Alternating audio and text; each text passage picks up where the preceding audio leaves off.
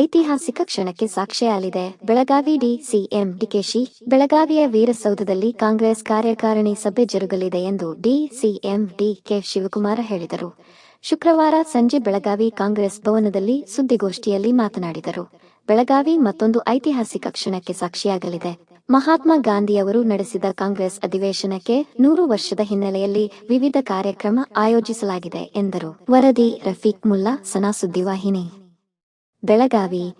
ಒಂದು ಐತಿಹಾಸಿಕ ಪುಟಕ್ಕೆ ಸೇರ್ತಾ ಇದೆ. ಮಹಾತ್ಮ ಗಾಂಧೀಜಿಯವರು ಕಾಂಗ್ರೆಸ್ನ ನಾಯಕತ್ವ ವಹಿಸಿ ಈ ದೇಶಕ್ಕೆ ಸ್ವಾತಂತ್ರ್ಯ ತಂದುಕೊಡಲು 100 ವರ್ಷ ಆಗಿದೆ. ಅದಾದ್ಮೇಲೆ ಇವತ್ತು ನಮ್ಮ ರಾಜ್ಯದವರಾದಂಥ ಮಲ್ಲಿಕಾರ್ಜುನ ಖರ್ಗೆ ಅವರು ಆ ಸ್ಥಾನದಲ್ಲಿ ಕೂತಿದ್ದಾರೆ. ಒಂದು ಹೊಸ ಮುನ್ನಡಿಯನ್ನ ಬರಲಿಕ್ಕೆ ನಾವು ಹೊರಟಿದ್ದೇವೆ.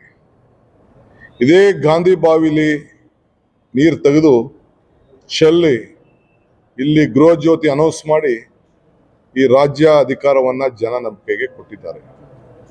ಕೊಟ್ಟು ಮಾತನ್ನ ಉಳಿಸ್ಕೊಂಡಿದ್ದೇವೆ. ಇದು ಕಾಂಗ್ರೆಸ್ನ ತತ್ವ, ಸಿದ್ಧಾಂತ ಮತ್ತು ನಂಬಿಕೆ.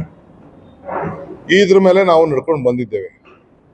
ಇವತ್ತು 100 ವರ್ಷದ ಇತಿಹಾಸಕ್ಕೆ ಮತ್ತೆ ನಾವು ಇದೇ ಜಾಗದಲ್ಲಿ ಕಾಂಗ್ರೆಸ್ನ ಕಾರ್ಯಕಾರಿ ಸಮಿತಿ, ಎಕ್ಸ್ಟೆಂಡೆಡ್ ವರ್ಕಿಂಗ್ ಕಮಿಟಿ ಇಲ್ಲಿ ನಡೆಸ್ತಾ ಇದ್ದೇವೆ.